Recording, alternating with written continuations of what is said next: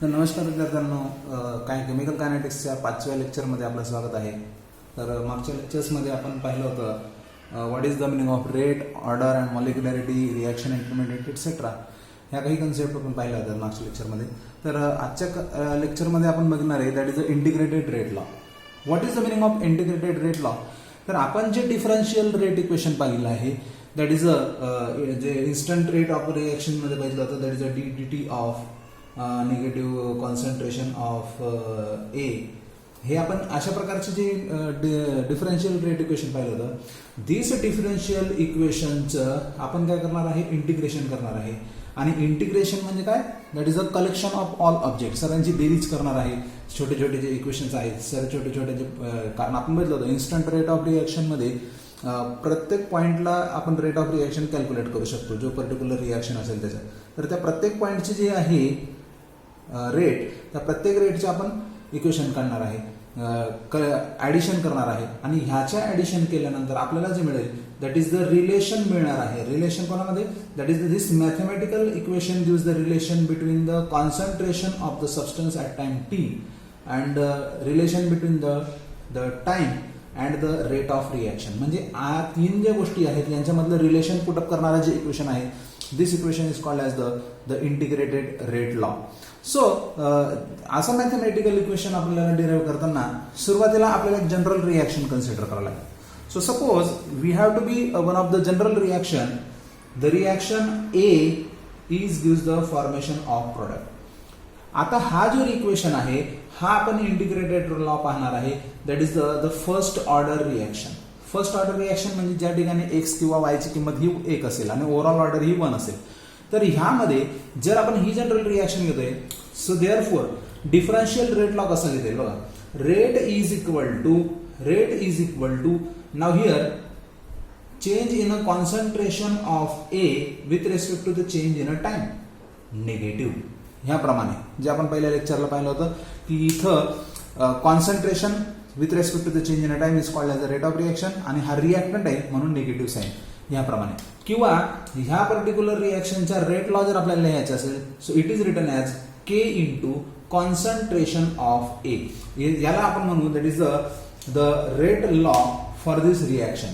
का बरं, कारण K is a constant and concentration of A याचा घातांक जो आहे तो 1 आहे.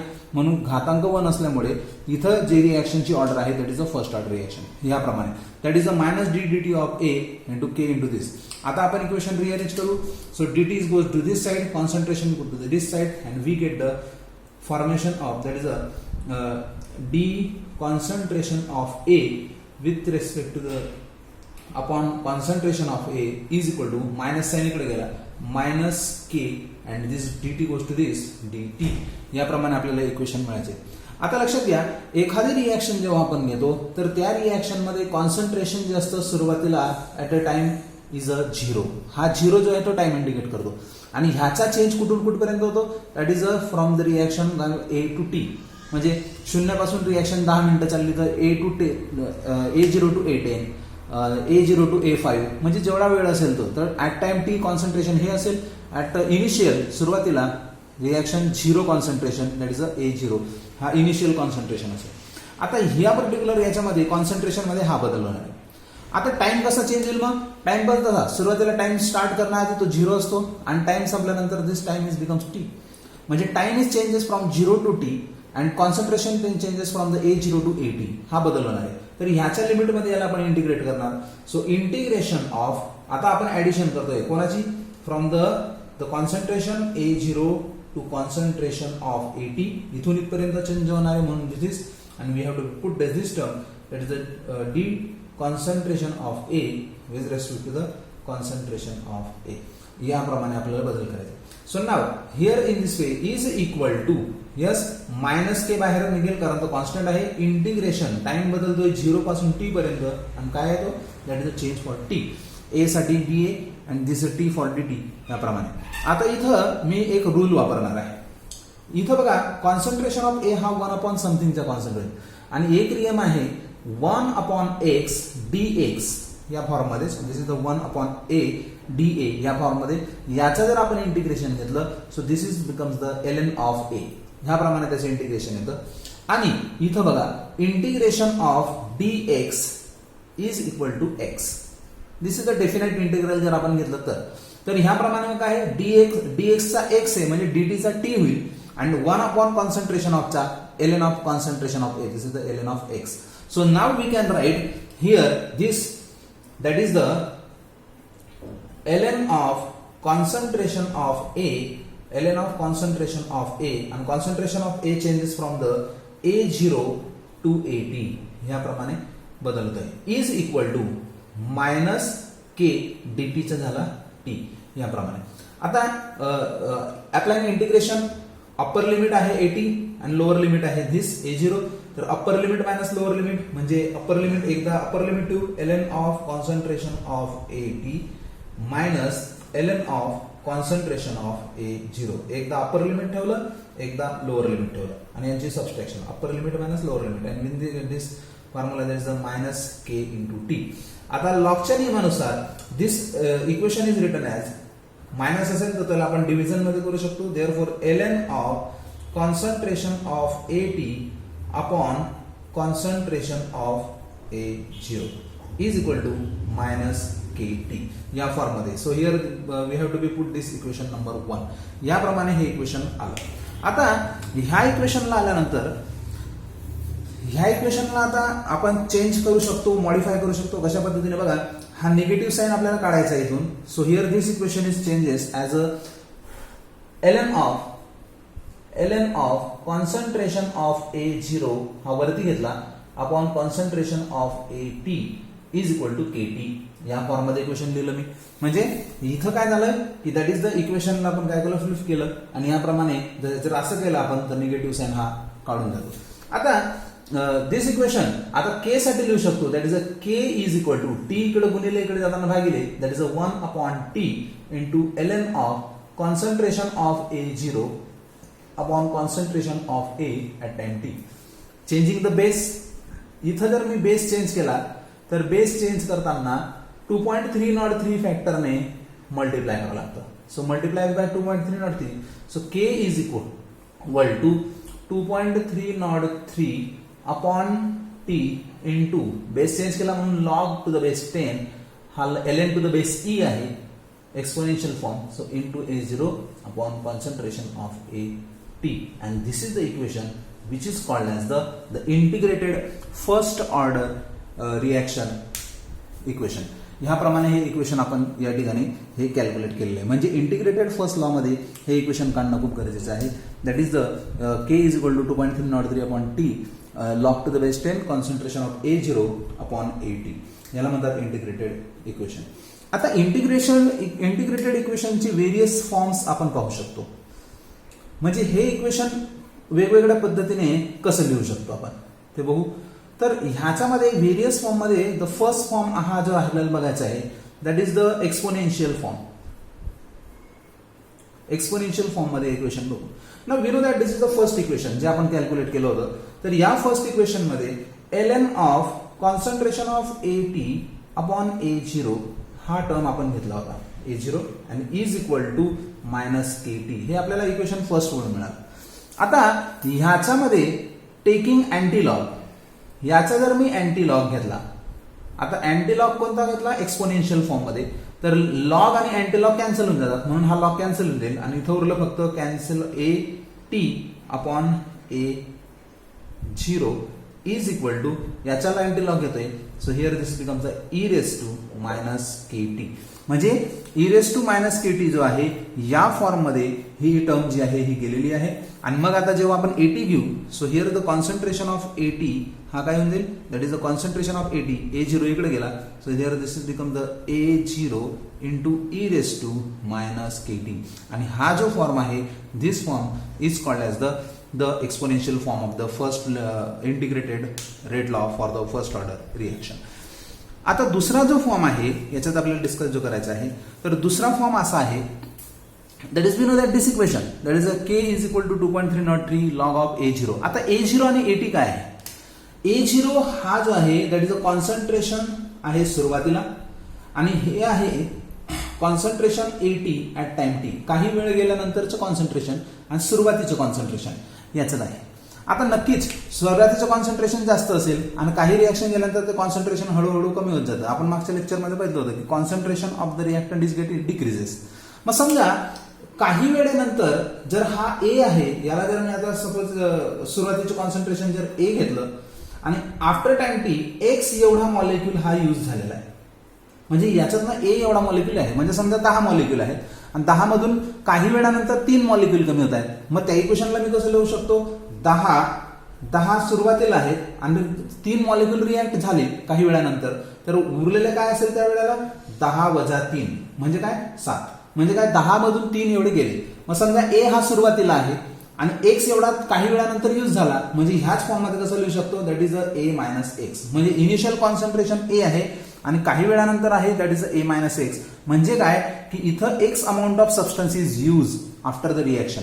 म्हणजे हा लॉ कसा लिहू शकतो, so same as it is, that is the K is equal to 2.303 upon T into log to the base 10 concentration of A zero. सुरुवातीला किती आहे, जर तो ए असेल आणि यूज झाल्यानंतर किती असेल, एच असेल, त्याच्यातनं एक्स एवढा वजा झालेला असेल, म्हणजे तेवढं जे कॉन्सन्ट्रेशन आहे हे कॉन्सन्ट्रेशन त्या ठिकाणी कमी झालेलं असेल.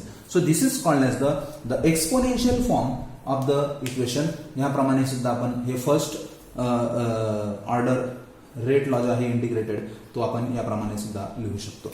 आता units of first order reaction जे आहे दॅट इज केचं जे युनिट आहे, युनिट ऑफ के, हे आपल्याला इथं कॅल्क्युलेट करता येईल.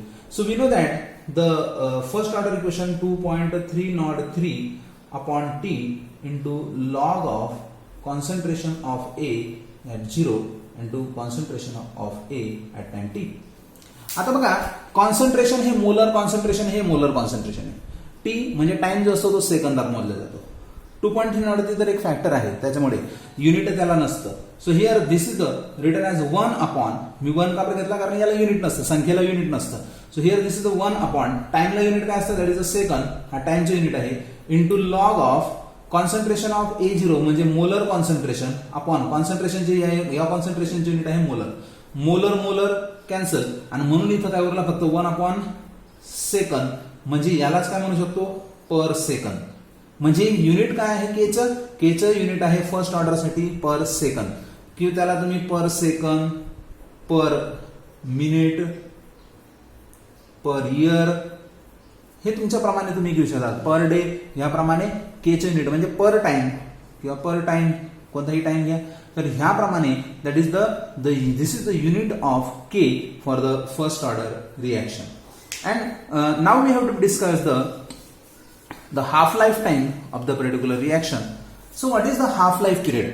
एखादी रिॲक्शन असेल आणि त्या रिॲक्शनचा जर आपल्याला हाफ लाईफ पिरियड असेल माहिती, तर काय करू शकतो. हाफ लाईफ पिरियड म्हणजे काय, initial concentration of the substance is get the time required. Time म्हणजे काय, किती वेळ लागणार आहे कशासाठी, the initial concentration is get exactly half. म्हणजे सुरुवातीचं जे कॉन्सन्ट्रेशन आहे हे सुरुवातीचे कॉन्सन्ट्रेशन त्याच्या अर्ध होईपर्यंत, म्हणजे समजा सुरुवातीचे कॉन्सन्ट्रेशन 5 आहे तर 5चं 2.5 म्हणजे किती झालं, अर्ध होईपर्यंतचा लागणारा जो टाइम आहे, this time is called as the half life period आणि त्याला इंडिकेट करतात T1/2. बघा परत एकदा सांगतो, सपोज 0.1 हे इनिशियल कॉन्सन्ट्रेशन आहे, तर 0.1चा अर्धा किती होईल, 0.05 म्हणजे 0.1 कॉन्सन्ट्रेशन टू 0.05 पर्यंत होईपर्यंत जो टाइम लागणार आहे, हे बदल होईपर्यंत जो टाइम लागणार आहे त्याला म्हणणार that is the half life period. That is a time required to exactly the half of initial concentration is called as the half life period of the particular reaction. मग हाफ लाईफ पिरियड आणि केचं relation बघू आपण आता. So here we know that K is equal to 2.303. So therefore K is equal to 2.303 upon T into log of concentration of A0 upon concentration of A at time T. तर बघा for half life period काय होईल, half life period साठी time half होईल म्हणजे टीचं रूपांतर होईल T1 हाफ मध्ये आणि इनिशियल कॉन्सन्ट्रेशन जे असेल A0 is get converted to the A0 upon T, याचं रूपांतर होईल याचा बदल अपॉन T2. ओके, याप्रमाणे म्हणजे इनिशियल कॉन्सन्ट्रेशन हाफ होईल. मग हा जो इनिशियल कॉन्सन्ट्रेशन हाफ झालेला आहे हा त्यावेळेसचा असेल, that is a concentration of A T. म्हणजे त्या टाइमला कॉन्सन्ट्रेशन असेल A0/2. म्हणजे इथं A0/2 ही किंमत झाली ऍट टाइम टी आणि टाइम त्यावेळेस किती असेल दॅट इज T1 हाफ. यांची किंमत आपण या इक्वेशन मध्ये पुटअप करू. Therefore we get K is equal to 2.303 upon T चा झाला T1 half into log of A0 upon concentration of A0 upon concentration of A0/2. मी काय केलं, A0 ची किंमत जी आहे AT ची किंमत आहे time T, this is the A0/2 is the values काय. आणि मग आपल्याला माहिती की दॅट इज द डिनॉमिनेटरचा डिनॉमिनेटर जो असतो तो न्यूमरेटर होतो किंवा न्यूमरेटर जो डिनॉमिनेटर होतो, म्हणून हा 2 आता वरती आणि A0 is get cancel. Therefore K is equal to 2.303 upon T1/2 into log of, आता हा फक्त 2 आणि 2चा जर लॉग घेतला तो therefore K is equal to 2.303 upon T1/2 into 0.3010. हा 2चा लॉग घेतला आपण, कॅरेक्टरिस्टिक 0 होऊन जाईल आणि इन दिस वे यांचं जर मल्टिप्लिकेशन केलं so therefore K is equal to 0.693 upon T1/2. आणि हे जे रिलेशन आहे this is the relation between the half life period and the rate constant K, याच्यामधलं रिलेशन आहे. म्हणजे एखादी रिॲक्शनचं इनिशियल कॉन्सन्ट्रेशन जर हाफ झालं तर त्यावेळेस रेट कॉन्स्टंटची किंमत आणि हाफ लाईफ पिरियड मध्ये काय रिलेशन आहे, that is K is equal to 0.693 upon T1 half, हे त्याचं रिलेशन आहे. तर ह्या पद्धतीने आपण बघितलं that is the various types of relation between the integrated rate law, rate constant काय असतं आणि हाफ लाईफ पिरियड काय असतो. आणि हाफ लाईफ पिरियड जो असतो, आता समजा ग्राफिकल फॉर्म मध्ये जर आपल्याला काढायचं असेल तर हाफ लाईफ पिरियड आपण असं म्हणू शकतो, suppose this is the concentration of A आणि इकडे आपण घेतला टाइम T, तर मग काय होतं हाफ लाईफ पिरियड सुरुवातीला किती असतो, that is this is the concentration of A at 0 concentration, therefore at 0 time that is A0 हा डिक्रीज होता. आपल्याला माहिती कॉन्सन्ट्रेशन ही डिक्रीज होतं. पण इथं बघा या पॉइंटला काय असेल की कॉन्सन्ट्रेशन हा त्याचा कम्प्लिटली हाफ झालेला असेल, म्हणजे A0 1/2. आता हा इथून कॉन्सन्ट्रेशन हाफ झाला, याचं कॉन्सन्ट्रेशन इथं येईपर्यंत, हे कॉन्सन्ट्रेशन इथं येईपर्यंत परत हाफचा हाफ काय झाला 1/4. परत याचं कॉन्सन्ट्रेशन हाफ झालं म्हणजे 1/4चा हाफ केला दॅट इज 1/8. परत पुढे आला 1/16, 1/32, म्हणजे ते concentration half half again half again half again half, याप्रमाणे ते कॉन्सन्ट्रेशन हळूहळू काय जातं, कमी होत जातं. So this is about the graphical representation. Okay, thank you. Next लेक्चरला आपण बघू graphical representation and zero order reaction. Thank you.